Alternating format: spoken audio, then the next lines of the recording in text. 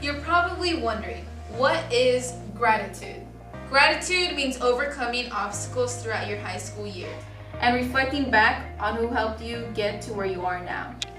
Here's an example of a gratitude video filmed at Umatilla High School.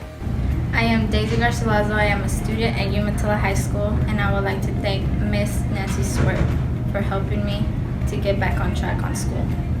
I was a 4.0 student my freshman and my sophomore year. My junior year, I started to step up.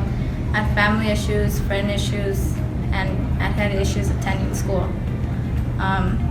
One day I was walking by her class, and she came out with one leg broken, trying to run to me to tell me like what's going on, because I wouldn't attend her class anymore.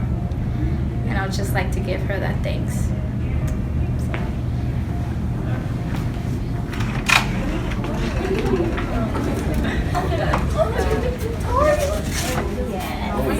I was just wanting to thank you for getting me back on track my junior year.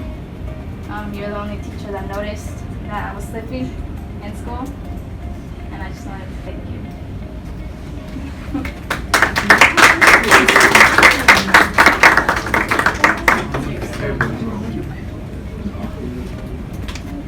That's my teacher, my favorite teacher.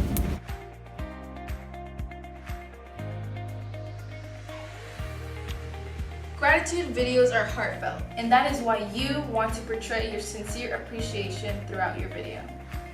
No need to worry about gear to create a video. What you truly need is a solid story and true motivation. Gratitude videos are more commonly filmed on a mobile device, but anything works. These are fairly inexpensive. If you'd like to purchase one for yourself, I'll leave a link down below. Besides stabilization and whatnot, you're gonna want an editing software for a better result.